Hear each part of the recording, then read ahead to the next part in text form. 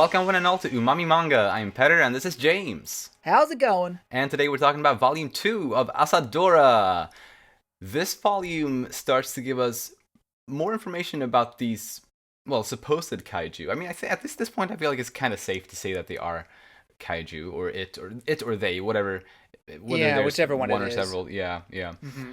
And like one of the things that we learn pretty much right off the bat in this volume is that they've been growing like at a rapid pace, from pretty big to humongous, supposedly. So that's interesting and kind of scary. Very, very frightening. And it makes you wonder how people have just not noticed these things, really. I guess if it's one, then where it is and how it hides, I guess that works. But I mean, Hmm. we've seen a really big footprint that it left. Yeah. And also, whatever that tail, tentacle, I Right. think it's a tail, but it could be a tentacle. I'm not sure. Yeah. Either Right. way, it's rather large. Hmm. And I mean, I'm glad we have confirmation that other people have like taken pictures of it or have seen it. Right.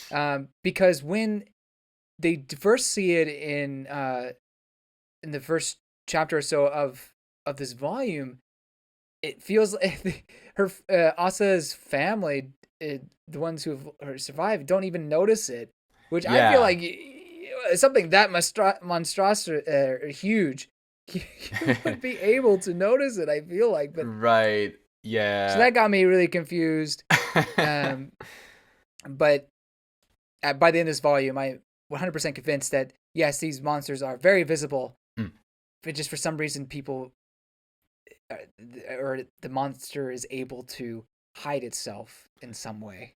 Right, yeah, somehow, like as long as it's like under the water surface, like in the Yeah, yeah, ocean, in that like I'm right, sure right. it can hide itself pretty well that way. But I was thinking, like, since we learned that they've been growing very quickly, or it, or they, Mm-hmm. whatever, um, I had the thought that what if they just recently started growing from something very, very, very tiny, and that's why they haven't been seen before. But recently, for whatever reason, they started growing and growing and growing and not stopping to grow. And that's why they just only recently started to become noticeable by a few people at least. That I share in that theory, Hmm. and I think it goes back to what we were talking about in the first discussion. Is this a Godzilla type of situation? You know, nuclear bomb Hmm. caused phenomena. Right. Uh, not sure. I mean, it could be anything really, but that was Gojira's origin story. But Yeah. I guess what I'm hung up with is that why they don't notice it now.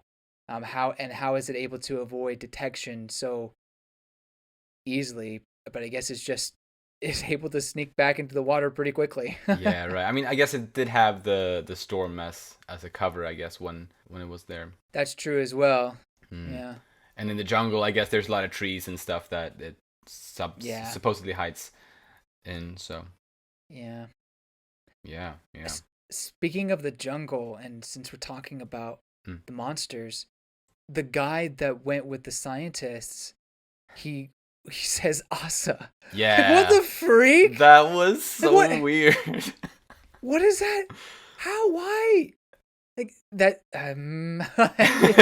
What's going on? Yeah, that's so weird. Yeah, because if that's supposed to actually, like, if he's actually referring to the Asa that we know, then it's incredibly strange and mysterious and Yes. like. I was also curious, like when that scene took place, like when in time it took place. Yeah, it was If it unclear. Mm-hmm. if it was, I guess, exactly where it was placed, or if it took place maybe a few years later. Although, yeah, I don't know. Like the guy who's there, who's also at the museum at the end, Mm-hmm. Nakaido. He looks to be about the same age when he's at the museum as he is in the jungle. So I guess it's not too Right. they aren't too far apart. But I guess you never know exactly the chronological order of things. Right. And Asa does see the picture of the claw marks on the tree.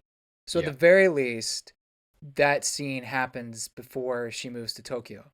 precisely. So whether it's at the same time as the terrible storm or if it's relatively, you know, maybe like a couple months before we see the time skip. You know what I mean? Yeah, yeah. So yeah, that'd be interesting. But I just wonder, with the Asa thing, was the guy speaking his own language? Because it's unclear exactly what language he was speaking. Yeah. They said they asking for dollars, but I'm pretty sure dollars is just kind of the uniform currency in some poorer countries, at least at the time. I don't know what the case is anymore, because I don't think this would be North America or the U.S. I mean, No, it maybe seems. they're in the bayou. I mean, I've seen some pretty crazy stuff, but not that kind of foliage. Yeah, I got the feeling that it was like either Africa or South America Yeah, one of those somewhere. two. But yeah, I mean, obviously those are big areas. And if Yeah, it's dollars, then maybe South America is more likely. Yeah, fair, I guess. Yeah, yeah. but it could be Africa. I mean, I couldn't tell if what exactly the nationality or the ethnicity, I should say, Urasawa was going for. But Right. anyway, yeah, could he been speaking his own language, and that's Asa is just a word in that language that came out? Right. Is he crazy crackpot theory time? Is he saying the word that he thought the monster was saying? Like, Oh. I Oh, gosh. because last time you thought like it was calling to her through the wind, Yeah, or yeah, like, or yeah. that, or it sounded like the wind. Okay. Yeah, that's interesting. Because why else would he say that specifically? Because there's no way Asa herself would have been there. There's no way she has connection with this man. Yeah, right. It seems really strange. Like, unless there's some kind of time travel shenanigans happening, but Oh my gosh. I, Wow. I don't know. Man. Honestly, yeah, that's such a big mystery, and I love it. It's so Yeah. interesting, and I can't wait to find out more. It is very attention grabbing, that's for sure. Absolutely. But should we get into the character discussions? Yes, but before we do completely, let me just say, kudos to you, because you pretty much guessed everything that was going to happen in this next volume. Like, somehow, and I kind of disagree. Like, I said, yeah, I could totally see that, or totally, maybe it was the right word. Like, for example, her flying the plane is like, yeah, right. that makes sense.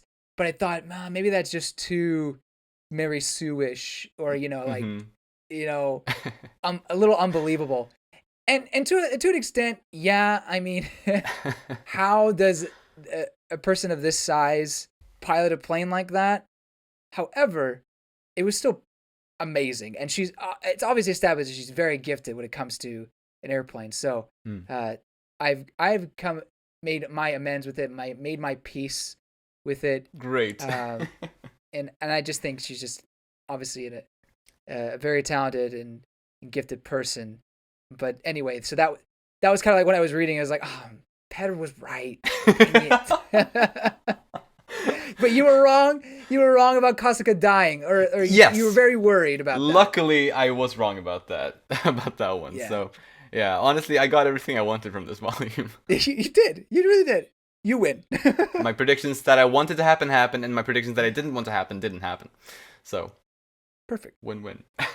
Win-win. Yeah, but that's great. I'm glad that you ended up being okay with that, even though I guess you thought that if something like that happened, it wouldn't be great. But I'm glad you liked it anyway. Yeah, it was good. I like it. Nice, me too. Very well then. Let's get into Asa properly. I like how, I mean, I guess since we were on the whole flying thing, like I love how she started referring to the plane almost as if it's a living person, as like a living thing, I guess at least. I thought that was very sweet, and it really seems like this airplane might be almost like a main character, like in the story, almost like it may stay with her through the years, kind of. And I think that's very cute, like very sweet. Yeah, I do love the kind of bond that she quickly gains with this airplane. I mean, hey, life and death situations, you'll probably bond with the thing that it saves your life. Yeah. So definitely a nice moment for her, and again, going back to our first discussion, I think we talked about the possibility of her using that airplane to maybe get close to the kaiju, sometime in the future or something like that. I think that could be an excellent way to tie that in, right? And have that be not just an important thing for her character, but an important thing for the story. Yeah, I mean, it's almost kind of seems like that, like something like that is going to happen now with that colonel like coming with the photo and everything. Like Right. he seemed interested or at least impressed by Asa. So I feel like there may be Mm, something like that um, in the future. yeah. But yeah, she did become, I guess, the new hero of the skies here. And Kasuga gave her this idea to extort the previous owner of the airplane, or the drug dealer, or whatever you want to call him, uh, More to baby get the plane. powder. Or milk powder. Milk powder, not baby Yeah. powder. Different kind of powder. Yeah. But yeah, that was actually, that was really cute how she thought it was milk powder and didn't understand what it was. Um, but I like the extortion, I guess. It and like the way in that scene how she defended Kasuga and said that he wasn't a thief but actually like a true hero. I thought that moment was Hmm. like it got me pretty emotional, and it was a nice kind of callback, I guess, to her or like initially accusing him of being a thief, but now she defended him from someone who accused him of that and said that he was a hero. I think that's a great turnaround, and that really only happened in like 24 hours or so, or less than that even probably. Well, I mean, that's when she got kidnapped as well. So a lot of stuff happened. Right, in exactly. Yeah, a short yeah, amount of time. But I think she had pretty much forgiven him and said that she wasn't going to say anything yeah. to the authorities even before that. Mm. But I agree with you. I like that she knew who the real Kasuga was, and that everything that had happened is just not true. And your actions really defined you. But we'll Yeah. talk Kasuga later. Mm. That this was another moment where it's very much like, how is this 12-year-old doing doing this exactly? But I mean, kudos to her. She's got guts. She's got moxie, kid. It Yeah. She does. when she wants something, she goes for it. I love that. Yeah, definitely a scary moment, and I don't know if I would want something enough to go through all that, but she did it. Yeah, really, and that's something she really like put upon herself, because like the first situation that like last volume dealt with, and the first parts of this volume, like that wasn't a situation that she had chosen to be in. Like she just found herself in that situation because the world put her there. But Yeah. with extorting that guy for the airplane, that's a situation that she actively put herself in because she just wanted the airplane so much. Uh, so yeah, it's very very cool. Have you ever had a birthday present that you've put your life on the line for? I don't know if I No, have. I can say no to that one. Pretty confidently. Yeah, wow. But that birthday moment where where she reveals that her Mm, birthday is today, yeah, and that she's never had a birthday present, and she's like, I never really asked for anything, but I want one thing, and that's this plane. It's like, oh yeah. man, Mm, that hit hard. really did.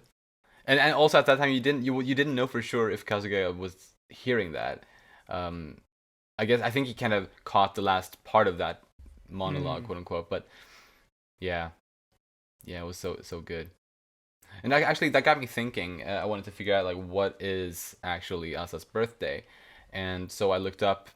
Well, I talked about the Issa 1 typhoon last time, and it made landfall with Japan on September 26th. And I'm quite sure that was the day before Asa's birthday. Like there was a night when they took shelter, and like between the day when the typhoon hit and the day that this book starts in, I'm Hmm. pretty sure.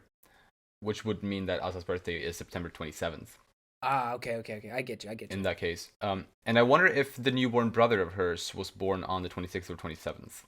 Um, I know like we don't it's know kind for of sure. funny that her sibling was He, basically the same day. I mean, it, within probably the same 24 hours. right. I mean, it might be the same exact date, and if not, it's the day before. But yeah, Yeah. So I guess since we mentioned uh, her brother, it seems like at least part of her family is gone. Although yeah, she is claiming that they're still out there, that the monster took them. yeah. I mean, she believed. I mean, in the Izuwan typhoon, a lot of people died, but even more people went missing, if I recall. Mm, or at least a lot of people went missing. yeah. I mean, probably dead, but without any bodies being found. I think I Right. assume in most of those instances. And I guess that's the case with her family, or not necessarily dead, I suppose. But yeah, I mean, of course, she would keep hope up about them being alive somewhere. I think that's perfectly in her character. Yeah, it definitely is in her character, and it does make me a little worried in that like she gets to the monster and finds her family. Like, yeah, that'd be great reunion, I suppose. But it's also just like, what? No. Like, then it gets like too far where this girl can just like wish for anything and she gets it. Uh, You know. right. Yeah, if something like that, yeah, that would be a bit too good, I guess. I think it'd be better if yes she has in fact lost her family. Hmm. A little more realistic. Yeah, I mean, I You know. agree. I agree completely. That's just my thing. But the fact Hmm. that she's still very much in the thought that her family is just missing, or that the monster took him. It's like, What did I she don't. say that the monster took them? Yeah, yeah, yeah. Like captured them or like Yeah. Let's see. Yeah. It stomped on my house and took away my family. took away my family. Hmm. I guess Yeah. that could be interpreted though to not necessarily mean that it's like kidnapped them or like it could be something else. Like it took them away from her, like just separated her from them. Yeah, that could be. It's just interesting that it would phrase it like took away my family. Fair, right? Yeah, I mean, and it might be something like that, but I didn't read it that way. But I mean, maybe. Hmm. But yeah, I admire her hope, like about all of this. But yeah, I at the same time I hope that they're dead. um, for the sake of the story, I suppose. Um, Yeah, I mean, at the time I wanted them to be alive, obviously, but we're you know 5 years later yeah, since that moment, and they're missing. Like, it's time. It's time to call it. But yeah, maybe I'm the fool, and will be shown that they're still alive. But no, but I also think they are. But she's in denial, and she's just incredibly hopeful, and that makes it hard for her to let go of that. Let go of the idea that they're alive somewhere. I think. yeah, but she did get some of her family, so Yeah, that's something, and so at least it was not all for naught. And obviously she helped so many people with the rice balls and all that, but mm, obviously her main goal was to get to her family, but only three were left. right. But in the translation notes for this volume, it's revealed that the fairy tale that she's talking about when she's flying the plane is called Taro the Dragon Boy, Hmm. and it explains that this story was released in a book that was published in 1960. Hmm. And well, this takes place, or when she was talking about it, it was still the year 1959. So that story shouldn't have existed yet. Oh. Last time when we talked about the song that she likes a lot, the one that you had done some research on called Why by Frankie Avalon, or I think you, during our discussion, realized that, whoops, that one didn't come out until, I guess, a little bit after when this story takes place, also. Yeah, it was like in December of Yeah, that year. right. So it shouldn't have existed in September of 1959. Mm-hmm. And so it's a very similar situation with that song, which I guess we sort of started doubting ourselves a little bit on that being the intended song when we realized that the timing was a bit off. Yeah. But still, we couldn't find. And I've also searched around a little bit, and I also couldn't find anything that fitted better than that song.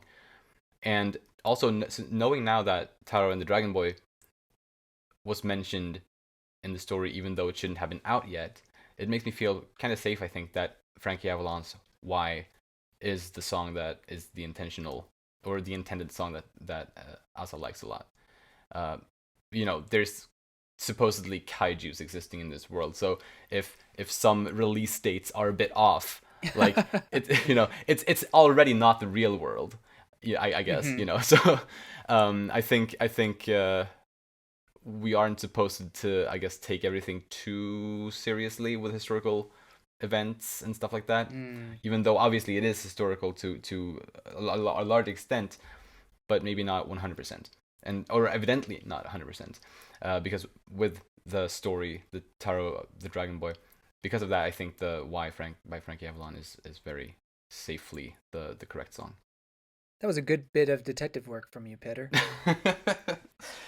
I hadn't even put that together. I mean I read those notes because I love learning about some of the historical things or the cultural things. Yeah. Wish more manga would do that. Anyway, Yeah.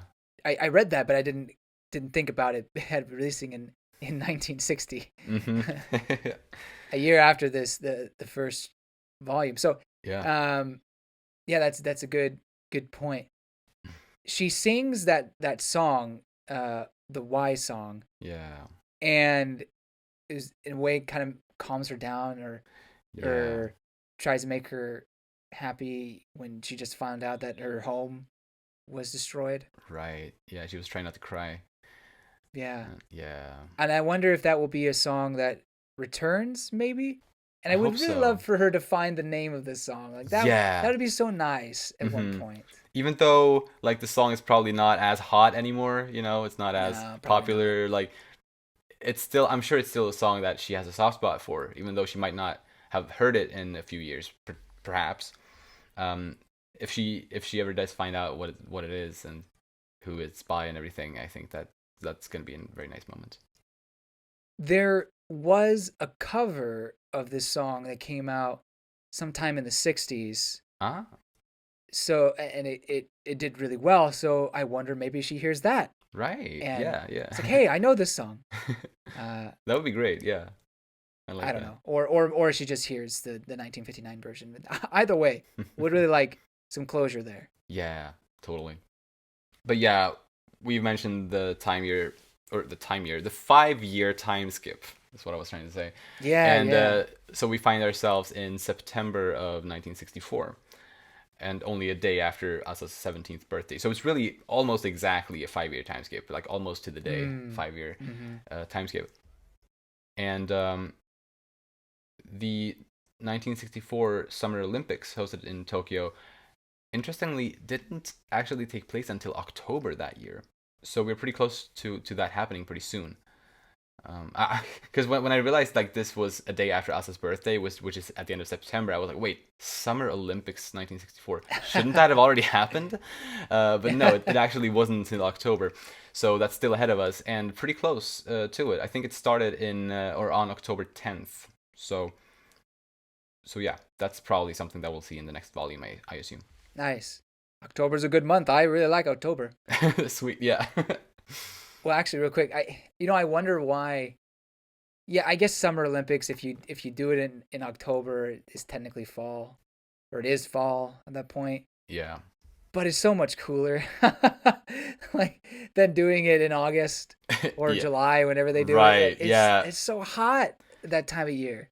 It's too hot. Yeah. Especially like Tokyo gets really hot in like the It middle of the summer. does. Oof. Yeah. So I don't blame them if it was for that reason. I don't blame them for doing it. Yeah. Right. Yeah. Uh, Precisely. but I don't know exactly what they've Actually, been looked thinking. something up that there was a Winter Olympics in like January 1964 or something like that, and I don't know if that had been delayed. I didn't actually read into that at all, but I saw that there had been one, Hmm. and I wonder if that was delayed for some reason, like from a different year and happened in January. Then maybe they didn't want the Summer Olympics to be too close to it, so that maybe they delayed it a little bit to fall or something like that. But Hmm. that's really just me speculating a bit. It makes sense to push it back a little bit because of the heat as well. Yeah. So she now has a flying kind of company that she Yeah. runs with Kasuga, Yeah. and she uses her name in hopes that her family will find her. Mm. I don't know. I mean, I feel like this is such a fitting profession for her at this point in her life. So it's great Yeah. that that's somewhat going well, though the marketing is not, their advertising is not booming. So unfortunately, Mm. things are not looking great. But sketchy guy comes in, don't know like exactly where this is going, but maybe they'll be able to keep the company in the air. We'll Right. see. Yeah. Exactly. Yeah, man. Yeah, her like not giving up on her family in that way is so beautiful, but also probably pretty tragic since they're probably not around. Oh, well, yeah. Who who knows, I guess, but yeah, Yeah.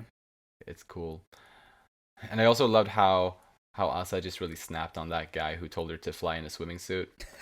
And like because Come it on, really man. it's she's just the same as she was when she was 12, you know. she It's she true. isn't afraid to like say what she thinks or do what she wants in order Yeah. to, I guess, to stand up against what she believes is wrong. Like she has no hesitation in that, and I respect her so much for that trait of hers. It's so awesome. She's so awesome. Yeah. Agreed.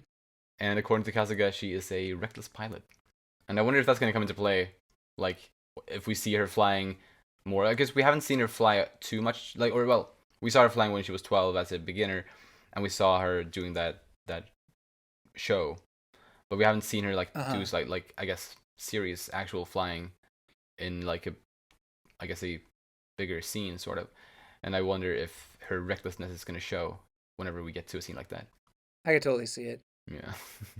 But despite her recklessness in the air, I wouldn't call her necessarily a reckless person on the ground.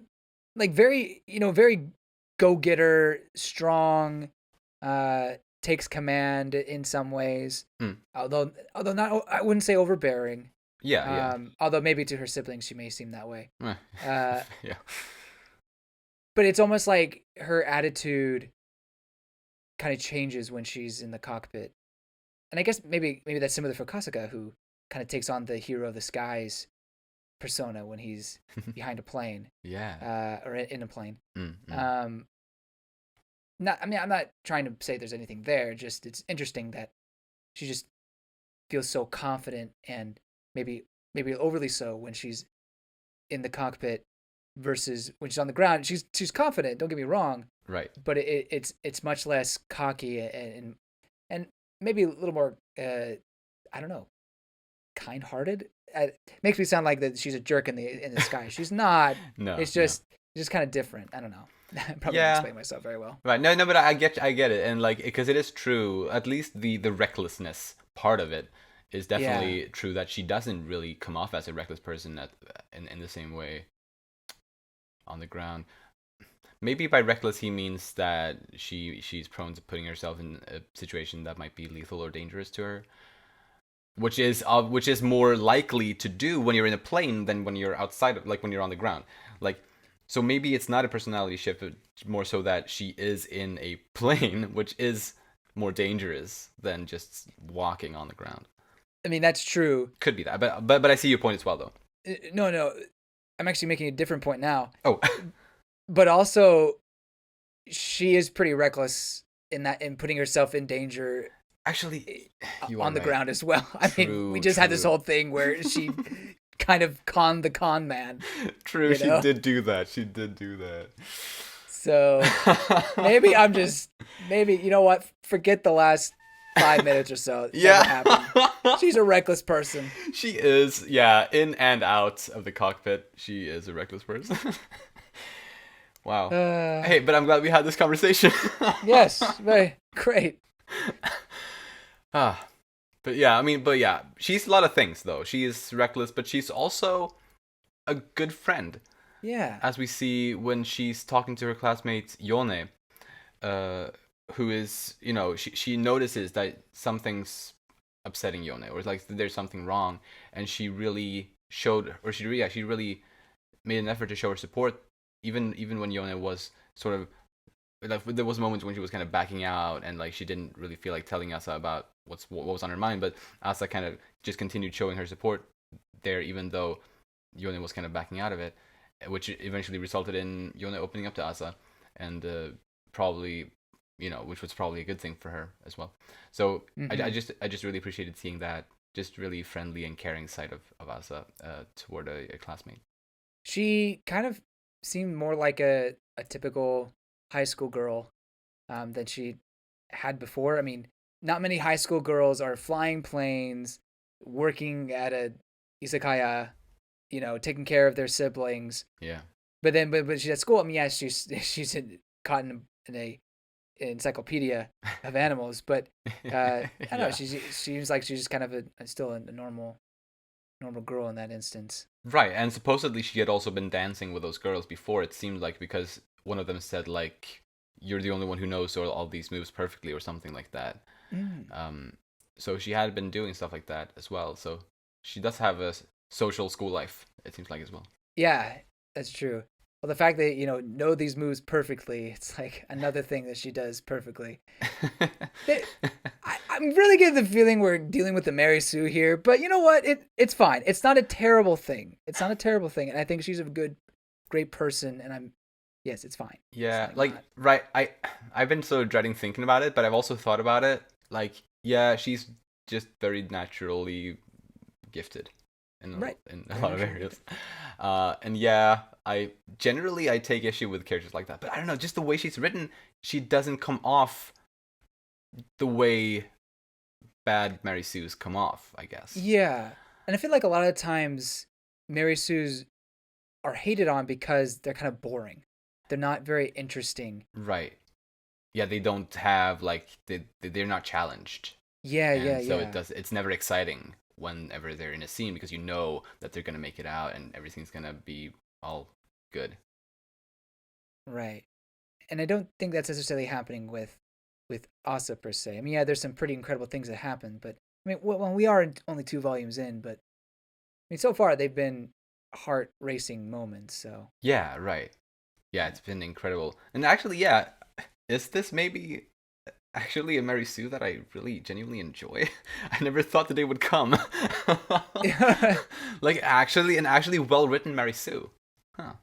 just going along with that, she runs faster than people supposedly. Right. She's an ace in disguise, which that could just be naturally gifted. Uh, that's just her calling in life. But she knows the dance perfectly. Yeah, she's Yeah, able yeah. to like get people motivated and do good things. Right. Yeah. So, but maybe that's the reasoning behind the naming of Asadora, like the title of the manga, Mm. because it kind of has a soap opera or a drama type of setting. Like maybe you have like the focus of your main character just be this really amazing, nearly perfect person, go through interesting trials, and like I don't know. Yeah, I mean it's true. She is going through trials. I mean, because she is at least what the first volume was largely about was about this girl being put in this disastrous situation, Hmm. but somehow finding a way to work through it. Yeah. And she isn't perfect. She has been crying, No. and Well, she has been is there anything distraught. wrong with crying though? She yeah, it's nothing wrong with crying, but it's also like she was trying to specifically not to cry, but she has still been crying and stuff like that. So it's Mm-hmm. not like she succeeds at everything she tries to do Mm. necessarily, That's yeah, that's fair. but she still finds ways to work through these really difficult situations, or at least though the storm in the previous volume, and I assume there's going to be more trials like that. Right. Yeah. Mm. Mm. Last thing I'll say about this kind of Mary Sue idea Mm-hmm. is it's ironic to me that she felt so lost among her family to the point where they didn't really ever celebrate her birthday. Yeah. And Well, I assume they didn't celebrate anybody's birthday. no, you're right. They didn't celebrate anybody's birthday, but it just kind of made her again lost among the many Yeah. because they can't make anybody special. Well, because they can't afford it. Yeah. They can't make this anyway. So she kind of was lost among her family, and maybe didn't feel very special at all. Mm. And yet she's doing all these incredible things and is basically the opposite of someone who's lost among the crowd in a way, or who is not unique. Like Right. she is incredibly gifted and talented, and maybe that's going back to the first volume. Maybe that's what makes the whole statement about her being a kind of an unknown person Yeah. just even more fascinating. Someone doing all these amazing feats. I mean, obviously, that's not necessarily news. Well, I think the first volume is pretty newsworthy. Oh well, Um, yeah, the storm, yeah, and I guess yeah, her endeavor to throw rice balls down from the airplane. right. I think that would be kind of True. yeah, That's someone to true. report on. But That's true. but but but regardless, like that's not something that maybe countrywide people would talk about per se. Yeah. But yet it's still amazing. Anyway, Hmm. it's kind of a broken thought I had, but hopefully it made sense. It did, yeah, yeah, and yeah, yeah. It is interesting now thinking, or now that you helped me to dare to think of her as a Mary Sue character, and to be okay with Hmm. that. Right. Like, yeah, yeah. I think that's pretty brilliant. Yeah. I think, yeah, it's definitely, if you're enjoying the story, it's obviously fine, I think. Yeah. We talked a lot about Asa, but I actually had a lot of notes. Hmm. I mean, I think I only have two more things, though. Great. Yeah. Go for it. I'm done with my notes for her, so go for yours. Okay. I like how she was looking forward to cheering on Shota. Like Yeah. she was kind of hoping that he would be in the race and she can cheer him on from the thing. I wonder if they've been able to keep in contact. I mean, yes, they mentioned that he sent a New Year's letter apparently Yeah. to them, but she would reply or write him back, but she never got an answer. Yeah, and that was like almost 9 months ago at that point. Yeah, So there's been a long time yeah, when she hasn't heard from him. right. And then last thing I'll say is I just like the gag where she's like, oh, I gotta be wary of strange men. Yeah. And then a strange man appears. Oh! Yeah. Yeah, I love that too. Poor guy. Yeah, he wasn't. He He wasn't trying wasn't. to do anything. He wasn't that bad. Yeah.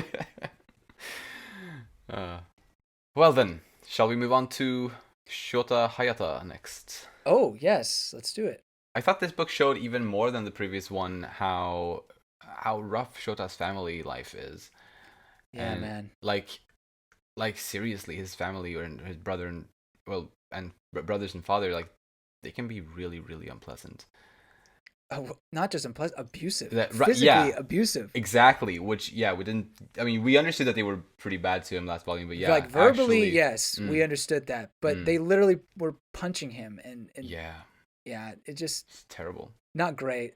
Not great. Yeah, actually, honestly, it's incredible that he hasn't turned out like that he hasn't turned out like them, sort of like, um, It's been could, 5 years, man. It's true, been true. 5 years. Unless he We has turned don't out like know. them by now. Oh, We okay. don't Ah, know. no, don't say that. I don't. hope not. I really hope.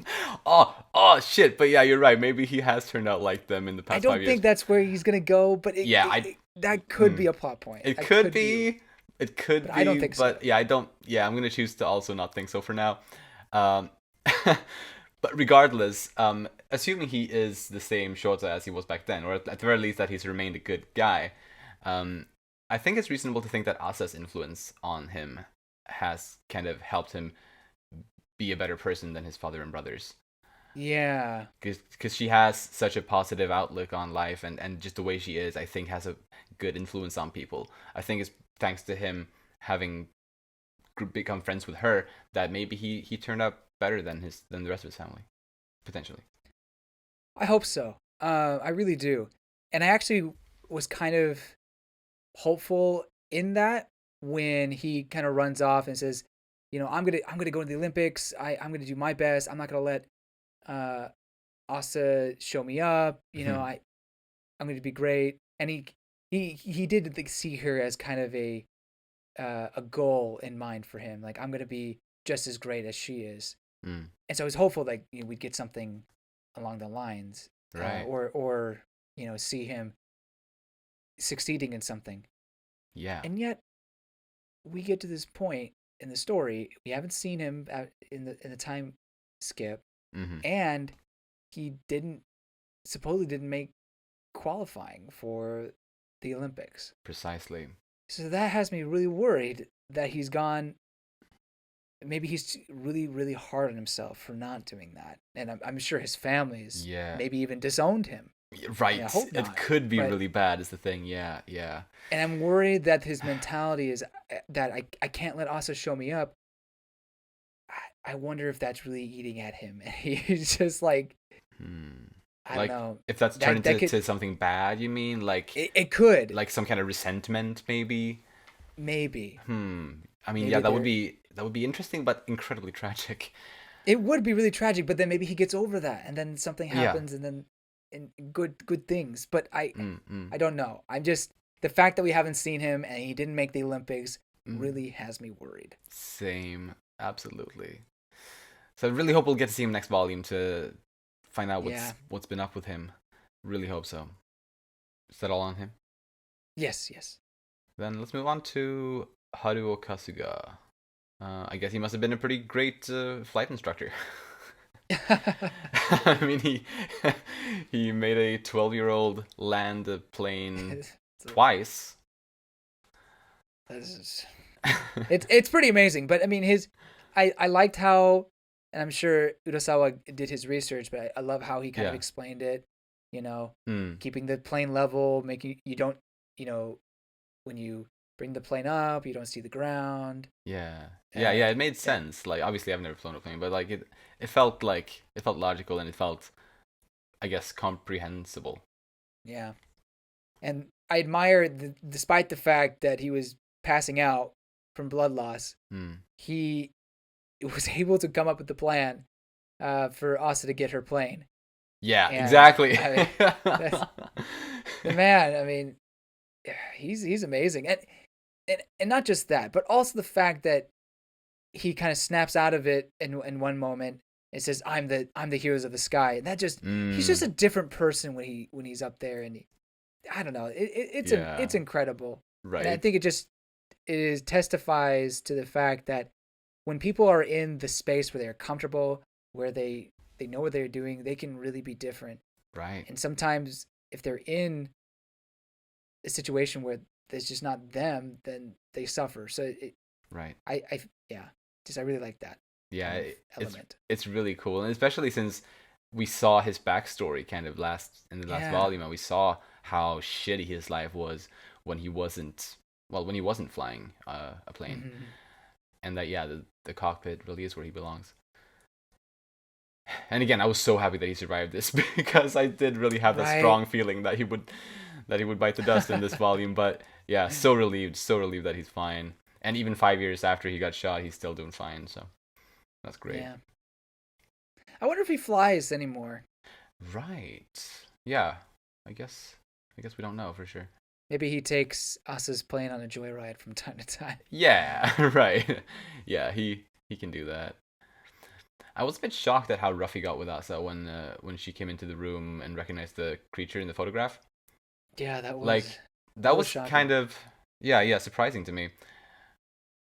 Like, I mean, sure, we had seen him be I guess kind of violent before, like with that shitty coworker he had who he basically was the reason that he got fired from the job, like who he punched. Like we know he can be violent, and I guess he wasn't like it wasn't terrible with Asa here, but it was still it felt like a bit too much maybe. And just because I got so shocked when that happened, it made me wonder if maybe he was maybe just too, like, he was very tense in that moment because maybe he doesn't fully trust the colonel or something like that. Yeah, I wouldn't. Yeah, I'm pretty sure it has something to do with that. I don't think he was really upset with her. Right. More so that he didn't want her to get caught up in whatever this guy was going to propose to him. Yeah. So I hope it's something like that, or I assume so. Anything else on him? No, I think I just think he's a pretty incredible guy. Well, I really like Kasuga, and I think that he deserves the moniker of Hero of the Skies. Like, it really fits him. Absolutely. Yeah, that's him. So let's talk about Kinuyo next. I love just seeing how upset she was at Kasuga for giving Asa that idea to go make the deal with the owner of the plane. I thought it really showed how much she cares about Asa at that point, and that, like, at that point she had come such a long way since she first met Asa, which was really just earlier that morning, I think. Like, when she and Asa first met, at which point, back then she gave zero fucks about anything, really. But now, like, just later in the same day, she's literally like jumping in front of a bullet, or not a bullet, in front of a gun, for Asa, because she has grown so attached and so fond of her. I love that development that Kinuyo had. Agreed. Absolutely, yeah. And she ends up taking in Asa and her family in Tokyo. Like, Yeah. complete strangers just 24 hours earlier, but in the end, they kind of become a family in a way. Yeah. Um, Yeah. I mean, granted, I'm sure Kinuyo is using the whole, oh, you have to serve me for a long time, kind of, you owed me kind of a thing for the rice balls, but deep down, I'm sure she cares for them deeply. Right. Yeah. Yeah. I don't think she really cares about that, or that about that debt. That I Asa would hope not. supposedly. I I would hope really don't not. think so. It's just like maybe it's something that she might like bring up from time to time, but I don't think Mm-hmm. she actually cares about it. Like, really. It definitely puts her to work. So, True. True. so it sounds like she came to Nagoya to wait for a guy who died in war. Oh, So I guess that I didn't actually put that together. That what was the reason, but maybe that was I it. think it was. I feel like it was implied because they were at her bar. They being Kinyo and Kasuga, when the guy comes in and basically to me it implies that the fellow army man was told to tell Kinyo that he didn't make it or something. Right. I guess I in my head I didn't put it together that it might have been like a lover or anything like that. But I mean, I never said lover. you didn't. Fair. You didn't. Uh, but I guess it could have been. But yeah, like yeah. Regardless, it was someone that she knew. Mm-hmm. Hmm. And I feel like that had to be the reason why she came to Nagoya. But maybe we'll get a clearer version later on. I'm not sure. Hmm. But they've already moved back to Tokyo, so maybe it doesn't matter at that point. Right. Right. But yeah, I think that's all I have on her. Right. Yeah. Me too. Let's talk a little bit about the police officer next. So he is still, or well, throughout this book, he was still pretty inflexible in a lot of ways, but he was a much he did much better than in the previous book. Like there were several instances Yeah. where he was actually pretty useful. Like he helped start the plane, and he did donate blood to save Kasuga, and yeah, he went to the air or to the airport place, not at the airport. What was it called? Flight landing place, whatever. He he actually went there with Kinyo and helped save, or yeah, well, potentially save Asa. If she needed help, we don't know if she would have needed, but yeah, no, she probably needed it. But yeah, he did pretty good. Yeah, it was frustrating that he was still being a Karen at the beginning, Yeah, but he definitely did made up for it. He's yeah. like, I smell a crime, bro. Not now. Like, we're in the middle of a crisis. Yeah, come on. Um, But he made up he for it. get he made up for it. What he gets on Shota's case for not being like Asa. It's like, bruh. Yeah. Like before, you were literally, you know, telling them to put their plane down, and then you just like turn to a random kid. It's like, hey, you should be more like that kid up in that plane, loser. Yeah, right. It's like, dude. But he does totally make up for it. He took Kasuga to the hospital, gave him blood, Mm-hmm. and yeah, helped save Asa in the end. That is great. I did like the bluff that he pulled. Saying that the whole police force was outside the building. So it was smart. Like it worked. Obviously, it worked, but I I don't think it would have worked if Gonzo would have, I guess, taken the whole situation about the storm more seriously and like actually and he like because it seemed, at least based on the previous book, that he was just kind of meh about everything. He didn't care about people losing their homes. He didn't think it was a big deal, or to him in his world it wasn't a big deal. Mm-hmm. And I figured that if he had taken it more seriously, then he would have understood that there's no way the entire police force could be outside his building when there's this catastrophe happening like close by. And if he Mm. had been smarter about it, then he could have seen through that bluff. But obviously he wasn't that smart, and so it made sense. It made sense that he would fall for it because of who he was. So I liked that. Yeah, I think just talking about Gonzo a little bit, just Yeah. scumbag, shot our hero, but at least he wasn't petty and realized he was gonna need the plane, and so he just gave it away. Which, I mean, is just kind of ridiculous that this actually worked. but she got the plane Yeah. and had his signature and everything. So you know what? Whatever. He's right. He's not going to need it there. Right. And I guess he was alone. I don't know, but either way, I like his line where, and I kind of quoted earlier. He's like, "I Yeah. like your moxie," you know. Right. You Yeah. got moxie, kid, or something like that. Precisely. I mean, yeah, he liked her because, or I assume he liked her because he has probably pulled off a lot of dirty moves like he Oh, himself fair has in the enough. past. Yeah, fair enough. Or at least that's how I, or what I assumed was the reason why he liked her. But yeah, her having guts also is admirable. That I think a lot of people would like about her. I mean, I think in that world of the black market drug dealing and whatnot, I think that you need guts and Yeah. as you said, cunningness to be able to succeed in it. So yeah, I'm sure she's got a future in drug dealing. What if that's the twist the story takes? Just 17-year-old girl turns to drug dealing. She's just good at whatever she does. Yeah. Even crimes. Drug dealing Mary Sue. Mm-hmm. Great idea for a story. Well, was that it on him and the police officer? Yes. A little bit on Mr. Nakaido, the man who followed Professor Yodogawa into the jungle to see those claw marks at the beginning, and who also appeared at the museum in Ueno. And I don't know. Do you have anything to say about him? Other than he seems to be quite the skeptic. True. Yeah. Maybe not very trusting. With good reason, I think. Like, it seemed shady. It was shady, to be fair. Yeah, I mean, in the jungle there. There was probably a bit of extortion there. Yeah. But in the end, it worked out. Right.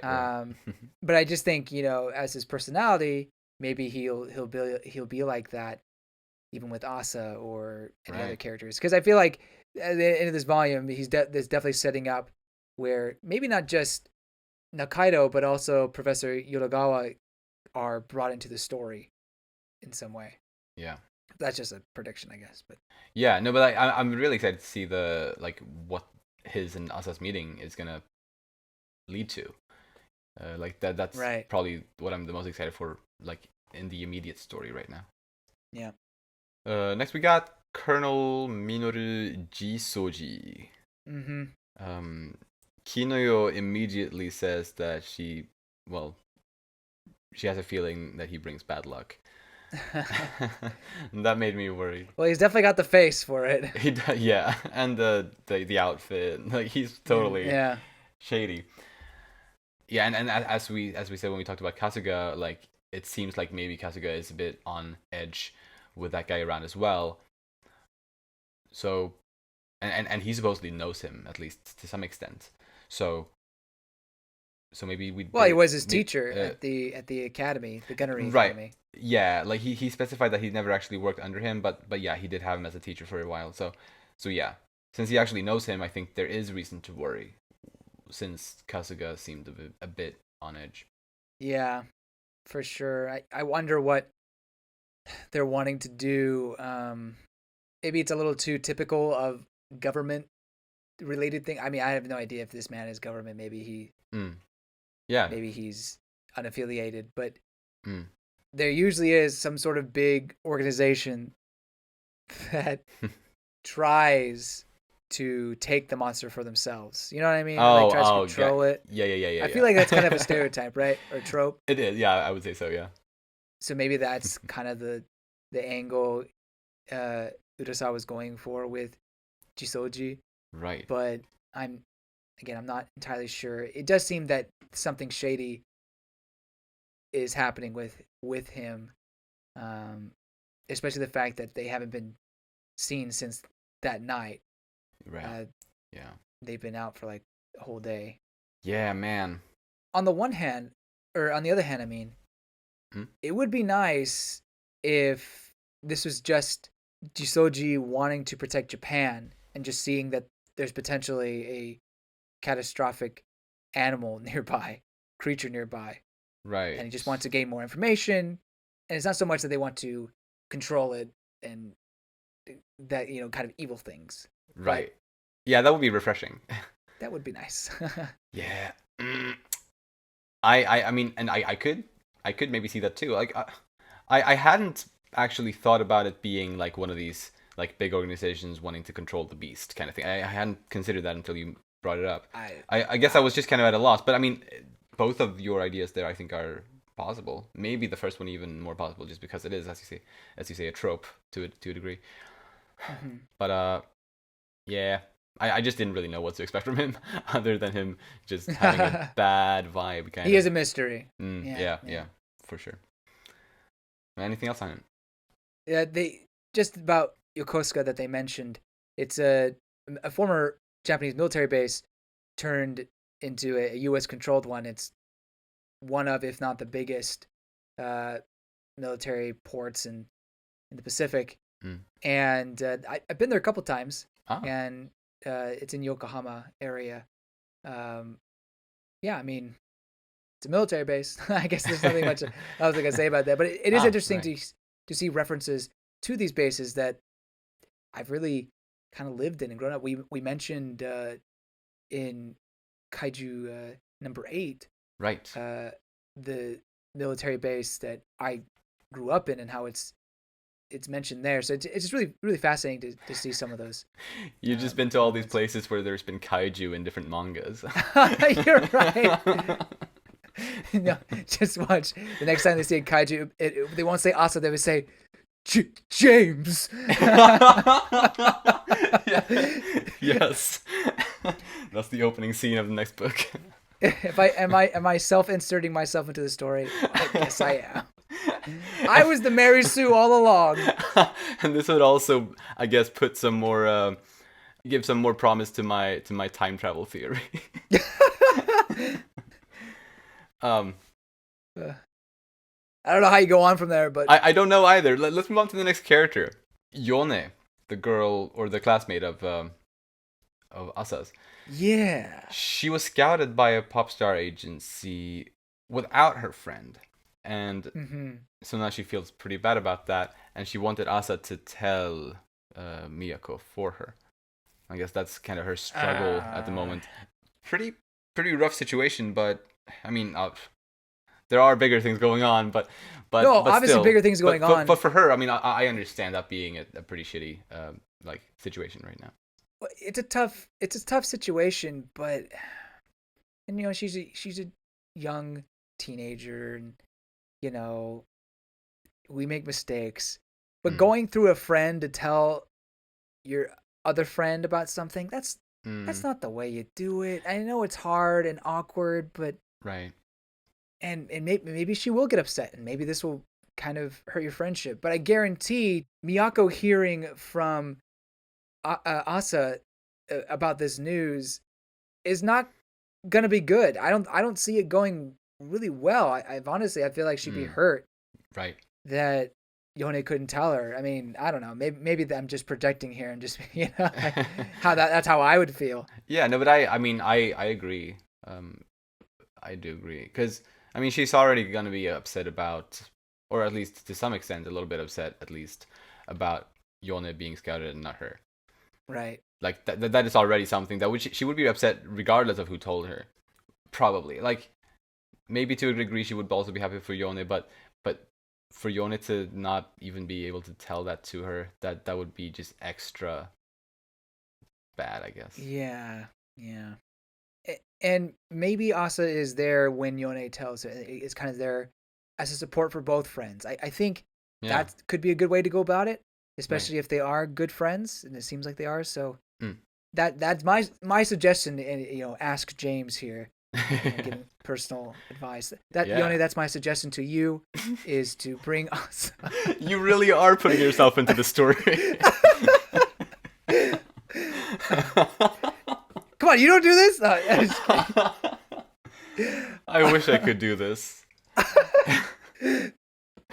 It's a gift. No, okay, I'm done. My one thing about the situation is I'm unsure if this entertainment scouter is actually one for pop idols, or is it something a little more sketchy? I don't Yeah. know. Mm-hmm. I've just never been comfortable with the idea of someone going. Well, I feel like there's kind of a negative stereotype about it. Someone, giving someone a card or off the street just saying, "Hey, you're cute. Like, how about you Right. come over here or call this number?" Or, I feel like that's not a good thing, but maybe that's Mm. more of a modern day versus what was going on in the 60s. Yeah, I mean, I definitely also get kind of bad vibes from that kind of scouting method, I guess. Yeah. But yeah, yeah. Guess I we'll have get to who see. knows. It's a Mm. minor plot point though, so like, Right, I'm not right. too invested in it. Yeah, same, same. Um, but yeah, then there's Miyako as well, as we've mentioned her, also the other friend. And I find it kind of funny how she wants to form this vocal group with her friends, and she named like an example of another group, but all of the examples that Yone was giving, like after that, were just solo singers, and I kind of I saw that kind of as Oh. foreshadowing that Yone was going to be scouted alone without Miyako. Or well, on my reread, I saw that as foreshadowing for that. Oh, good point. So I thought that was kind of interesting. Yeah, that is interesting. I didn't think about that. Hmm. When she said the peanuts, I literally thought of the Charlie Brown peanuts. I was like, Oh. wait, what? I didn't realize. I mean, I didn't know my '60s J-pop. I'm so sorry. Right. But yeah, How apparently dare. it was a group. I know. I got to brush up. Like, failing. I got the Mm-hmm. '80s okay. It's just '60s. Yeah, yeah. Yeah, I feel like the 80s was probably when Japanese pop music was becoming more internationally well known. I think I Like agree. more so than before. Obviously, there were some hits even before For that, sure, there but were definitely some hits. yeah, like There's one I can't remember all the time. There's one that's really popular. Sukiyaki. Yes, Yeah, that's yes. probably the That most was famous like that was old time. '60s, wasn't it? Yeah, that was like the 60s at some point. Yeah. I'm quite sure at least. Yeah. But yeah, that's such a cute song. I think like I always whenever I hear it, it's like it's like so cute. um, but yeah, yeah. Any other characters you want to talk about? yeah. Let's see. I think we already touched on all of them. Yeah, I'm good. Great. Then moving into the final bit, predictions and whatever we got there. Well, about Shota's situation right now, I was thinking like kind of what might be going on. I mean, we have kind of speculated a little bit, No, please. I want to uh, speculate more. but I do have some other things I wanted to say about that. One being that I guess one reason why he's not, I guess, in touch with Asa right now might be because maybe his family's still training him, like keeping him busy with training. Maybe there will be a new Olympics in 4 years, or like you got to train for that, and like so he's just like even though he wasn't Oh. he didn't qualify for this one, maybe he's still being trained hard for the Olympic Games potentially. Like I can see that being one option. The other one, and this one I think might be a bit more likely, and also maybe even sadder, is that maybe his family is like specifically forbidding him from being in contact with Asa. Oh. Uh, because based on their reactions when he talked about her in front of them in this book, was True. very negative. I mean that was when Yeah. they punched him, and You're right. like maybe they think that she either keeps him unmotivated, or they think that she shames him or something like that, and that maybe they have like a gripe or so, or, of sorts toward her, that they don't want Shota to be in touch with her. Keeps him unmotivated. Ha.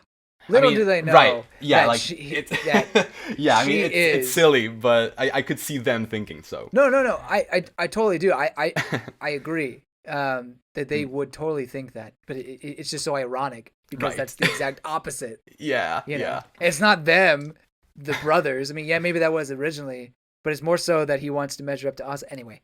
Mm, Uh, mm, mm. but yeah, I think it's not so much the family and more so something up with Shota in Oh, that oh, I just think he's not feeling great about not making the Olympics. fair. Um, Mm, and maybe he was really focused from New Year's Eve to this point, focused on making the Olympics, and was telling himself, "I won't send her a letter unless it's me telling her I made it." Oh, and then he didn't, and right. now he just can't accept it. Maybe I know that's a very like sad way of looking at it, but I don't know. I really don't know what else it could be unless he's just really, I don't know, just forgotten about her. But I don't think that'd be the case. Yeah, I don't think that either. But I could see your first idea there being the case, perhaps. Yeah. Yeah, I'm really hoping we'll see him in the next volume. Whether or not he and Asa meet in the next volume, I at least want to see him. You know. Right. I agree. My other question is, can Jisoji be trusted? I guess we already went into that, but just Mm. I think that's where exactly are him and Kasuga going, or where have they gone? Did they literally go try to find the monster in a plane just now, or Yeah. Right. is is Kasuga getting the briefing from the military about what's going on? I I Hmm. doubt it. Yeah. And as we or as you sort of well loosely touched on, like yeah, who does he work for? Right. What's his deal? And as Asa kind of questioned, why does he have a photo of that creature? So yeah, he's just a big enigma. Beat up the poor fisherman who took it.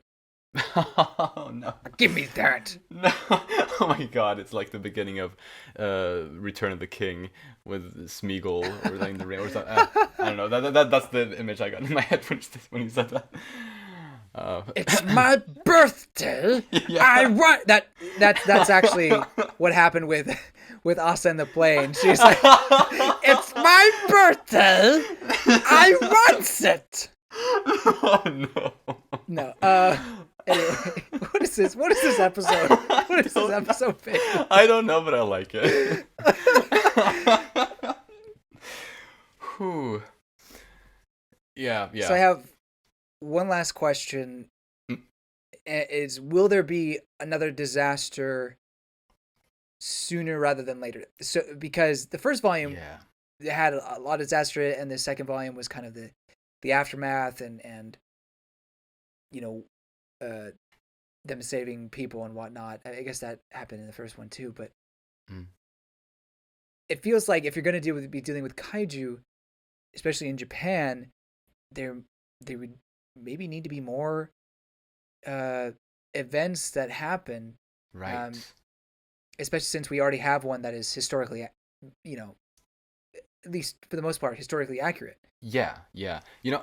I have been thinking about this too, like what could be the next event. I haven't Uh-huh. done a lot of digging into various natural disasters and stuff that happened in this time. Mm. However, we know that the Tokyo Olympics is coming up soon, and I think it's safe to say that it'll be covered in the next volume. Well, not necessarily, I guess, but there's a chance at least. And Mm-hmm. I don't know. I was just wondering if there might be a way to tie a kaiju appearance into the Olympics, but I maybe that's strange. I just feel like that is a big event where it would be fun to kind of add a fictional twist like that. Yeah, maybe there is another big storm or earthquake that happens during the Olympics Right.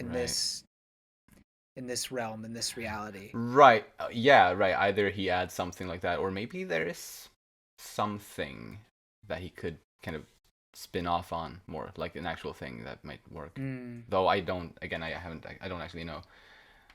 But yeah, you're right. There could be changes to history as we have talked about. I mean, yeah, who Mm. knows? Yeah. Yeah. Yeah. And then there's well, yeah, as I said, like Asa's and Nakaido's meeting here, which I think should be interesting just because they've both had to some degree uh well they've seen kaijus in some sense. Well, he's only seen the claw marks and Asa's actually seen the tail or tentacle or whatever of one Whatever that thing is. plus a footprint. So they both have some knowledge about this, and it would be interesting to see them kind of exchange information and just talk about that would be interesting to see. Assuming they are able to, I guess, open up that much to one another. Like maybe they'll be suspicious of each other or not willing to share the information they have. I don't know, but I feel like Asa is a pretty open person, and I think she would probably talk pretty freely once she just understands that this is not a creepy guy. Yeah, I think she'll understand pretty quickly, and Mm, mm, I mean I could be wrong, but I think way the story is going to go is she'll talk to Nakaido. He'll tell her that what the picture is, and then she'll be like, "Oh my gosh, this is more evidence to this monster. I know about it." And then Nakaido Yeah. will bring her to Yoragawa, and then they'll talk about their findings and whatnot, and maybe they'll go from there. Yeah. Yeah. That's my thinking. Makes sense. Yeah, that's all for my predictions. That's all I got too. Cool. Then, any final words you got? I'm enjoying the story. You know, I think that a good story is one that I'm excited to read the next volume. I'm not at like the what is the seat of my pants? What is the top of my chair? Whatever the phrase. I'm not like, oh my gosh, I need to Oh, read on this the now. on the I'm edge gonna of your die. chair. Edge of my seat. Seat. That's edge we got there together. I'm not on the edge of my seat. Right. But there's some really great elements here. I mean, Urasawa is a great story writer, and the art is great so far. So yeah, I'm excited to keep reading. I think right now, it just because I was thinking about this earlier, where would I rate it? I think I'm gonna rate it like a 7 out of 10 for now. Fair. But which is good, and Right. it just usually things that are 7 out of 10, I want to keep watching or reading. Right. And yeah, I think it's like getting close to becoming an 8 in my book. How do you feel about this series now compared to after only having read the first volume? Is it like about the same, or a bit better, or a bit worse, or like how is it for you? I think it's a bit better because I have a better understanding of where the story is going. I wouldn't say it was a 6 out of 10 when it first started. It was still a 7 out of 10, but it's much closer to being an 8 than it was before. Nice. Yeah, so I have a better understanding of what we're dealing with here. Kind of a mystery about this natural disaster and this monster. Yeah.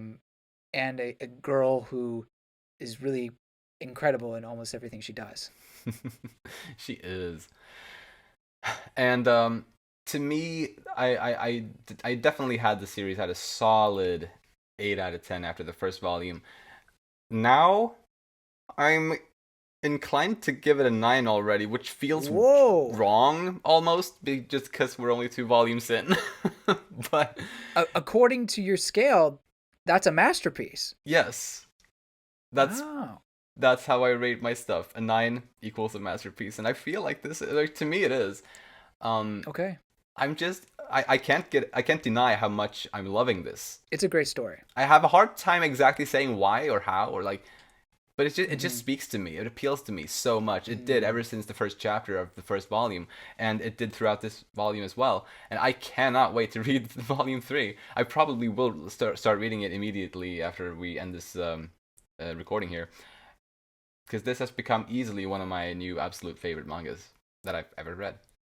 Awesome. And just the fact that it became my the fact that I started liking it so much so quickly is also really impressive. Like, I don't think I've really experienced that before. Right. So yeah, to me it's cool. Even with To Your Eternity, you really loved that first volume, but I don't think you were saying 9 out of 10 after the second one, right? No, for sure not. Yeah. I think with To Your Eternity it took me until like volume 3 or 4 before I actually really started loving it, and for those who know, they know. Yeah. But it's just funny because not volume 2, but 3, 4, like 2 volumes after that. That's what. Well, okay. I mean, yeah, it was kind of quick in that one as well. But this one's crazier. Yeah, no, this is much quicker. It's crazy. It's quicker. Yeah. But yeah, I guess that's all for this week. If you enjoy our content, you can follow us on Twitter at Umami Manga, and it would be lovely if you'd like to support us by either rating our show on the podcast platform or subscribing to our channel, Umami Manga, on YouTube. If you like this episode, please share it with anyone you think might enjoy it too. Thank you so much for listening, and we'll see you next time when we'll talk about Volume 3. Bye-bye! See you later!